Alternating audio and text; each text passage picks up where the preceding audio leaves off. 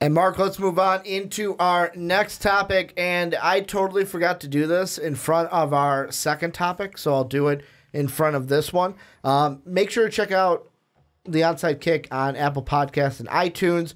Really means the world for us, for you guys who go ahead and give us that 5-star rating. It helps us get into the ear holes or into the ears of more people and helps more people get their eyes and ears on the podcast. So if you could go over there, give us a 5-star rating. It really helps us out and to make sure that more people get to listen to our podcast each and every week that we put them out. But let's close out the podcast, Mark, talking about Greedy Williams. And the reason why I wanted to do this, because up until the draft, I wanted to do a couple more of these best fit kind of a videos for some of the top ranked guys. And the reason why I chose Greedy was because he's the best. Well, not just that. There's on Mel Kiper's latest mock draft that came out today, he had Greedy Williams at 29 to the Kansas City Chiefs. Just let that sink in. 29. I think that is criminally low. This is a guy that I had. Let's see. Do you think that Mel Kiper asked Greedy Williams who Greedy Williams thinks is the best corner in the draft? Because he'll say himself. I don't think he asked him. I think he should ask. So I had him go 9 to the Bills.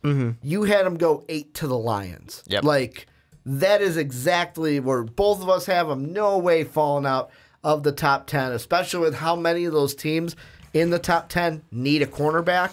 The first thing I want to ask you, because and the fact that he's just an awesome player.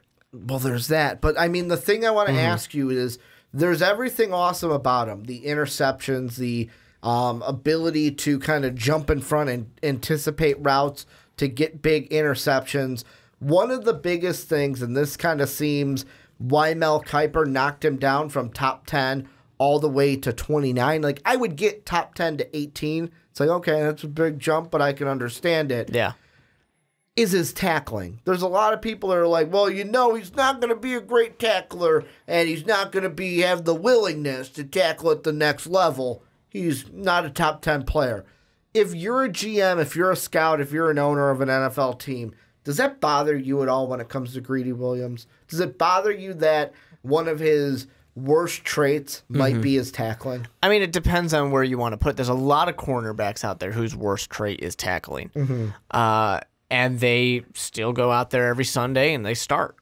For most corners, tackling probably isn't their strongest suit. They're going to be more of those defenders. They're going to be more of the guys who play press coverage. They're going to be the guys who get interceptions.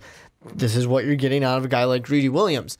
If I'm sitting there with a team that knows more often than not, I'm going to have some safety help back there. I'm going to at least have one safety back there playing zone, or just kind of my last line of defense.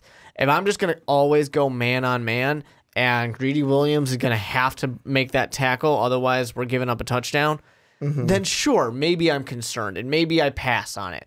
But the thing with Greedy Williams that I think about, too, is he's not falling to 29. Unless he's the player that has some big thing drop via Twitter or whatever. He's not falling to 29. That's ridiculous. That's somebody just wanting to make a headline. But I could see him maybe falling to like 10, 11, 12 or something like that if people are concerned. But still, with him potentially being top 10 player, most likely being a top 10 player, I mean, plenty of people have him a top 5 player. The choices are going to be like, I don't know, do I go with Montez Sweat, who's going to be one of the best pass rushers, or do I go with the best cornerback? It's going to be such close options there. You're going to be in the top 10 of the big board that you're not going to blame anybody for making any of the picks that they do. Yeah. So if the Lions are sitting there saying, I don't know, maybe we don't want this tackle. We don't want this guy because we don't believe in his tackling ability. Well, Greedy Williams, he's going to be right around the same area as like a Devin White. And no one's going to blame you for taking a Devin White. No one's going to blame you for taking a Clelin Ferrell or maybe an Ed Oliver. I might blame you for taking Ed Oliver over Greedy Williams, but a lot of people won't. So you'll be okay. The other thing that I like about it is because there's a lot of people that are complaining about his mouth. He talks. I made a joke about it. Didn't Mel Kiper ask Greedy Williams who the best corner is? Because I bet you Greedy Williams is going to say it's Greedy Williams because he's already done it. He has. Like, he was asked at the pro day, and I watched the video today, and, like, the reporter asks it, and he turns and goes, like, the face was like, Peach, did you really just ask that question? Yeah. Well, you asked that question to me? I love that. And he's got a pretty good answer. In 2 year, I got 8 or 7. I think it was 8 interceptions. And most of these guys are playing like 4 years. Most of these guys are playing 4 years and get like 7 interceptions. No, you want to go with me. I'm obviously better. And you know what? I think about a guy like Jalen Ramsey. We love Jalen Ramsey. Now, we maybe didn't love him as much this year because the team was bad. Yeah. Or a guy like Josh Norman. Maybe like a Richard Sherman. These guys in the backfield who can back up the talk. True. You can talk all you want as long as you back it up. Greedy Williams is that guy who backs it up. You know who I was thinking about today, and like love or hate player comps? I thought about it in my head today. Of course, he's a little bit taller than this player. He's got the same kind of size, weight-wise to him, though. If Greedy Williams is going to be a all-pro player and like top of his position, his ceiling to me is Darrelle Revis. Like, I was watching both their films today. It's not a bad ceiling to have. And it's like, I was watching them, and it's like they anticipate the ball and have the same kind of ball skills on deep passes, to where it's like, my cornerbacks, that's the number one thing I need from them is, can you shut a guy down? And of course, year one, I'm not expecting Greedy Williams to step in, but eventually, like, Greedy Williams is the guy where if I'm going to draft you, I want to mold you into my shutdown corner. The guy that, and I kind of like the cockiness a little bit because it's the same reason why I like Jalen Ramsey, is because you kind of have to have that cockiness at the cornerback position. You don't want that cornerback going up, sizing up like Odell Beckham, going, all right, praying to God, let's see how this goes. No, I want the guy sizing him up, looking him right in the eyes, showing no fear. I don't care that you're OBJ. I'm going to shut you down. And I feel like Greedy Williams can be that guy. Now, the tackling thing is interesting because, like, the bubble screens and the short passes, like, yes, you throw a bubble screen and he catches it. But let's be honest. If I think you're gonna throw a bubble screen, you know what I'm gonna do with Greedy? And you know what Greedy's gonna do?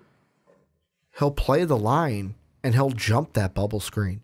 You don't know how many times in his film I've seen, well, they're gonna do a bubble screen pass, boom, he's gotten in between it, catches the ball, and he's off to the races into the end zone. Like, that's the kind of ability that Greedy Williams has, to where, will he have to tackle a ton? Because, like, obviously you're going to have to tackle. It's football. But is he going to have to tackle a ton? Because if the wide receiver ain't catching it, he won't need to tackle him. There's always that mindset to it as well. An interesting one, because I think these players might end up getting kind of linked from the draft, and they come from the same college, is Devin White. Yeah. And what he said... Much more reserved in his comments. Yeah, and what he said, though, this one I wouldn't say is that reserved. He says, everything we said we're going to do, we did, except for him winning the Thorpe, which I'm really biased about that, because if he's going to be the top corner taken, why isn't he the Thorpe winner? And I know what he's saying is, like, if he's the best corner, he should have won it, in the sense of he's not necessarily blaming Greedy Williams. At least I'm not taking it to that. He's saying Greedy Williams is the best corner, so give him this award. He deserved it. He should have won it. Yeah, to be honest, though. But you never know. That's interesting, though. It's an interesting quote. You can take it the other way. You want to know who was the Thorpe winner this year? DeAndre Baker from Georgia. A guy that on some mock drafts has fallen completely out of the first round. I think it's been a while since I've had him on my first round. And if you look at the last three, last year was Minkah Fitzpatrick, who in our mocks had him pretty high. Yeah, love Minkah. Adoree Jackson in 2016 out of USC, and then Desmond King in 2015. Last two LSU players to win it, Morris Claiborne, who is an established pro, or was an established pro in the league, And then a little guy called Patrick Peterson. I don't know if you've heard of him. I don't know if you've heard of Patrick Peterson He's a before. little guy. But he kind of has a point. Like, Eric Berry was a Thorpe winner. And, of course, every year it doesn't work out like that. Like, for every Patrick Peterson, you have every Gerald Hellman from Louisville. So it's not like it doesn't go always to the best corner draft-wise. It sometimes goes to who played the best that year. And people could say, no, Ricky, you're wrong. DeAndre Baker shouldn't have won it. Greedy Williams should have won it because DeAndre Baker only had 2 interceptions this year. That's insane for a Thorpe winner. But he had 31 tackles and was more of a tackler. Let's get into the real discussion of this. Give me a team that you think, if Greedy Williams is going to, that is the best fit for him, and that's where he should land this year in the draft. I'm going to put this one out there because I don't buy it, is what I'm going to say. I don't buy that Matt Patricia is is actually saying we're not going to draft Greedy Williams if he's available. His whole, I don't know, I really emphasize tackling and, I really want that in a corner. No, I don't buy it. If Greedy Williams is there, the Lions are going to take him because the Lions need a cornerback. And Greedy Williams would be an excellent option against Aaron Rodgers, Mitchell Trubisky, Kirk Cousins. It's funny. Because you want to know Darrelle Revis? Played for New England for a year. I don't think Patricia was there in 2014, so I know they didn't overlap. But, yeah, I mean, Revis, I'm not saying Revis was as bad as a tackler as Greedy Williams because Revis was pretty much a good tackler from what I saw. But, yeah, that is one where I was just like, I'm like, come on, man, really? Like, really, you're gonna say that? Like, if Greedy Williams is there for the Lions, you're drafting him. I have a hard time passing on that. That's don't worry, you don't have to trade above us to go get him if you want him. He'll be available. Unless they really like one of those quarterbacks, man. Unless they really like one of those quarterbacks. Like, for me, the only reason why I wouldn't see them go Greedy Williams is, for me, there's only 2 things that the Lions are going to go with there. Do we want Greedy on the outside? Do we want an edge rusher? That's where it goes with. And sometimes I value what do you want? Shutting down the wide receiver so he can't catch the ball, or getting to the quarterback before he has the time to throw the ball?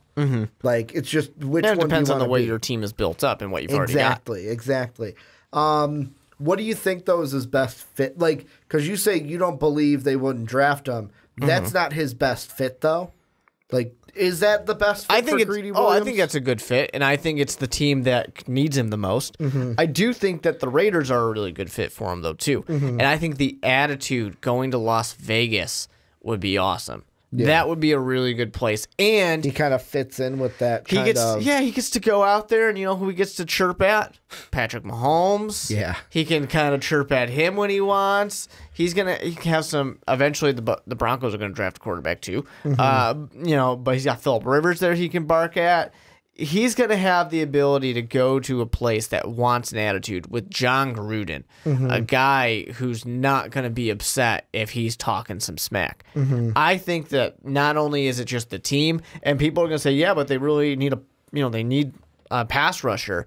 Yes, but they also need a cornerback, and here's a really good one. And there are good pass rushers later in the draft. You can get one of those as well. But it's also the fact that number 4, I still don't buy that the Cardinals are going to go ahead and draft Kyler Murray. So if Nick Bosa and Josh Allen are already gone, maybe you go with Montez Sweat, but maybe you also just say, that's fine, we'll take Greedy. The Raiders are an interesting team for me because I have a few teams pulled up, and the Raiders are one of them. But that would be interesting, though, because then you would potentially have a 2-corner set. So their top 2 corners eventually would be Jaron Clowney, who they took, or Clowney, I think it's Clooney, the Ohio State cornerback that they took 2 years ago in 2017. Only played 2 games in 2017, played 15 games this past year, and interception-wise only had 3 picks. But he's really impressing with the Raiders right now. But that defense just wasn't good in general, too. You would have him and Greedy Williams out there, which would kind of be an interesting kind of cornerback field. My only question with that is, yet again, what's going to happen with all these smoke screens with trading and stuff. And the thing that I worry about with Greedy is obviously first cornerback off the board. You want that guy to become your number one cornerback. And I wonder if for right now, do you need an established veteran to be playing alongside him? Or can he in year one be a guy that, hey, you're playing with a second, third year pro, or on a team that's like, hey, you're our guy already from day one. Like, can he work that way? Does he need an established veteran? I don't really know where I stand on that. He doesn't need a veteran. He's a number one guy. I'm kind of eventually, but day one. But the year one, does he need someone next to him to kind of acclimate him to the NFL? If he says he's the best, and you're going to draft him believing he's the best, you're not sitting there going, you got to learn from this veteran over here. No, you're drafting the guy to go out there and play. I'm not saying learn from the veteran. I'm saying number one guy, meaning like if you're the number one guy, for example. Yeah, he's going to follow Odell around the field. Exactly. Yeah. Is he that guy? Yes. Day one. Yes. He's the best corner in this draft. Walking into the NFL, he's a better corner than half the teams have. True. And that's why. Would it help to have a really good corner on the other side? Yeah, it sure would. And that's why for me, my best fit is a team that probably will not draft him as well because they will probably go quarterback with the pick that they would take him. I like the New York Giants because I look at their backfield right now, and at the right side, they have Janoris Jenkins. They can kind of lean, lean on Janoris if they need to, and having Janoris and Greedy out there, I think would be a nice pairing because it gives you an established vet, it gives you a rookie with a lot to grow on, and a guy who can shut down to where the Giants then could, and of course Greedy, not saying he would step in day one and be the finished product, he's got growing to do, but you could virtually have two guys where it's like, hey, you have two top receivers. Don't matter. It doesn't matter which one they're on. Plus, if you have that to me, Janoris and Greedy, I wouldn't have to switch it all. It wouldn't be Odell's now on this side of the field, so Greedy's now going to go from left to right. It can basically be Greedy's on this side, Janoris is on this side. It doesn't matter which wide receiver you put where. We have a corner that's going to match up with your top guy no matter which side of the field he's on. Yeah. I think that Greedy Williams, top 10 pick without a doubt, very good chance he's a top 5. Who's another team you can see him fitting with? A team that it won't happen, or because there's just no way. Or it's could the happen. Cardinals. Okay. The Cardinals would be an awesome fit. The LSU connection of Patrick Peterson and Greedy Williams. But it's also generations divided. It's also just the fact that you have one of the best defensive backs, and you put another one of the best defensive backs. Especially, you lost the Honey Badger. He's gone. So here's a nice addition to have. The problem for the Cardinals is unless they're trading back with the Giants, they don't stand a chance. And that's kind of the only reason I'm willing to even say it, because there is a chance they trade back. Because like I said, don't buy the Kyler Murray connection with Cliff Kingsbury even saying that, he's ready to go out there and prove himself this year, and that he fits the offense. I'm not willing to say they'll draft a quarterback. I think that some teams might be willing to trade up. Number one overall, I don't know. That might be a little high. Yeah. But still. I mean, the Cardinals, I think, I've taken them off just because I don't think they're going to move from number one, and I don't see Greedy. If they go number one, it's either Kyler Murray, Nick Bosa. Those are the two that you go with. I got an interesting one here. And just to kind of look really quick, where are my defensive backs? Okay. So I'm going to throw out the Tampa Bay Buccaneers also. And the reason why I am throwing out the Tampa Bay Buccaneers is, who's now the head coach of the Tampa Bay Buccaneers, Mark? refresh everyone's memory in case they forgot Bruce who Arians. just got hired. And Bruce I'm going to even admit, I had to think about it for a second.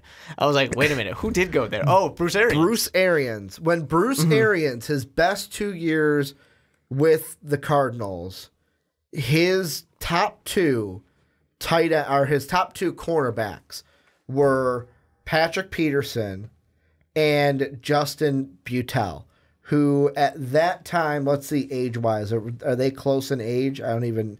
So, 28. So they are exactly the same age. Tampa Bay already has a corner. Although he's not a fresh, like we drafted him last year, they have Vernon Hargreaves out there. I think this could be a good move for them of like, hey, Chris Conte's gone. That was a bad move. Why did we ever have him on the team? It's not like anything in Chicago proved to you that he should be on a football team. But we have Vernon Hargreaves out there. Let's go get greedy to get our two guys. Like, and that's to me where I'm kind of focusing on is like, you want two guys. Yeah, if I'm a team that doesn't have any corners, I might shy away from greedy. The only reason why is because with this draft how it is, all these teams in the top 10 have so many needs to where if I don't have another guy opposite him, I might be like, well, you know what? Let's go get this need and worry about corner later. Whereas like a team like Tampa, and of course this is also best fits as well, where the best fits for him are going to be, hey, I've got someone to rely on the opposite side. That's going to take pressure off of me to where I can just like, because Greedy Williams, I think, will be at his best when he could just go out there and ball. When he doesn't have to worry about too much, you're not putting too much pressure on him. You just got to like, hey, Greedy, go lock this guy down. All right, coach. And he'll go ahead and do it. But like other teams like Buffalo could take him. I don't really know if I like that fit because, of course, they have Tre'Davious White, which could work. I know they've got like Micah Hyde at safety to help out, but like I don't know if I really like that. They would probably be a third team to me. Detroit's a team. Of course, they got Darius Slay, but like you mentioned, the whole thing of is Patricia honest when he says he's not going to take him? Well, I didn't say he's not going to take him. Of like wouldn't look at a cornerback though that wouldn't tackle. That's not necessarily what he's saying. He's just saying that tackling is one of his primary things he looks for. Which tells me, hey, I might shy away from Greedy and go after a different I just don't want people to think that he said he's not drafting him. Yeah. And then, of course, I had Tampa Bay, Oakland. And here's an interesting one. I'll throw this out there. Should the Jets, if the Jets trade back, should they look if they at trade him? back, sure. Not at 3. At 3, you're going Quinnen Williams or Josh Allen. Yeah. But if they trade back and find someone, if they trade with like the Greedy Giants, be a good one? Sure. That'd be fine if he's there. I don't even know there's a guarantee he's going to be there, though.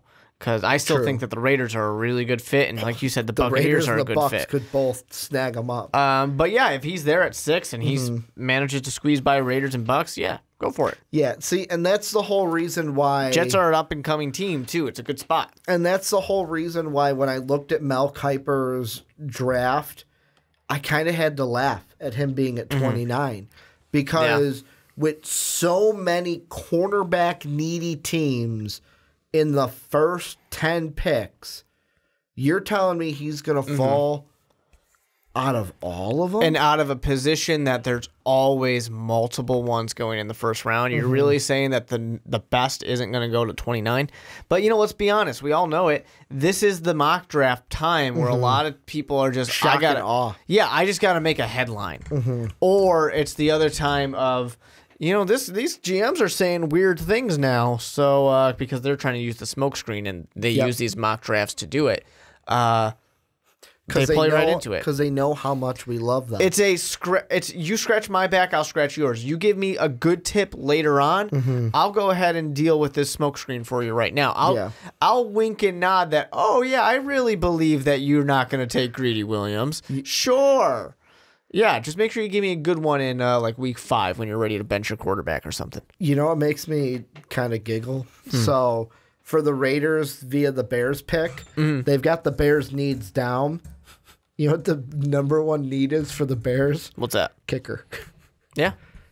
I mean, it is. Kicker is the number one need because, I mean, what's the guy's name that you just picked up? Doesn't he have a funny name? Blewett. Oh, yeah, Blewett. Or as Matt Nagy said in a press conference today, it's French, so it's Bluet. Yeah, Bluet. We're not going to say Blewett. Like, we don't want that anywhere And near he was our joking. facility. His name's Blewett. Yeah. But, yeah, I mean, the Bears were a kick away from being able to go on into the playoffs even further. Yeah. I mean, I look at that and it just makes me giggle. Any final thoughts you think we missed on Greedy? Any team? Just got to ask Greedy. Yeah, He's the best. I'm going to say my best two are the Giants and the Bucks are my best fits. Who would you just definitively hear at the end? Raiders are the best fit. Just the Raiders? Well, best equals 1. True. I'm going to say if I had to pick one, I'm going to go with Tampa Bay. And the reason why is they're a little bit younger, and the Giants, they have so much to worry about drafting a quarterback. Apparently, the